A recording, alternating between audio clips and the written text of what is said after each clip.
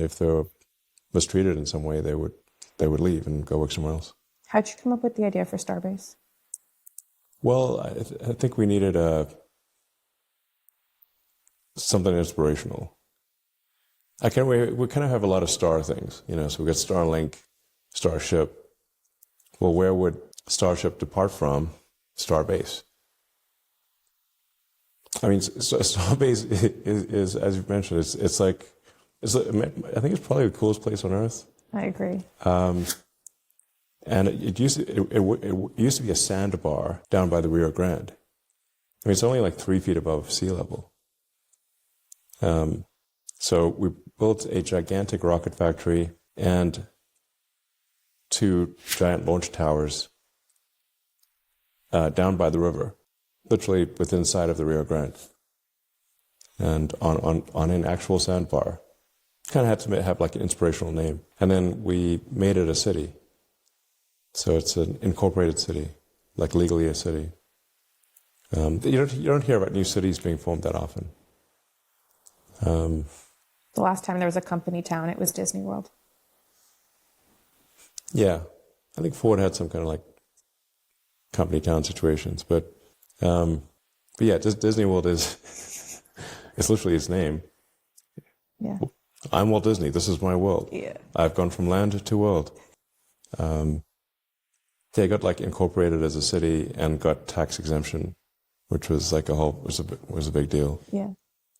I've been to Disney World probably 10 times. Really? Yeah, maybe more than 10, but at least 10 times. Because Cape Canaveral is right by Disney World. This makes sense now. So when I'd have the kids, then I would my older kids, and we're trying to get the rocket launch from Cape Canaveral. Then the thing they'd want to do is go to Disney World or Harry Potter Land.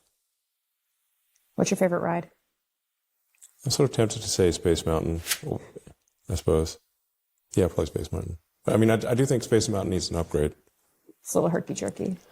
It doesn't look quite as sci-fi as it used to. No. It's like the day before yesterday's tomorrow, which is still yesterday. What's your favorite age to parent of your kids? Generally, kids are the most fun between 5 and 10. Do you think humanity is inherently good, or is it just trying to be? The concept of good wouldn't exist without humanity. I do think humanity is on balance good. I generally think like increasing the amount of consciousness in the universe is a good thing.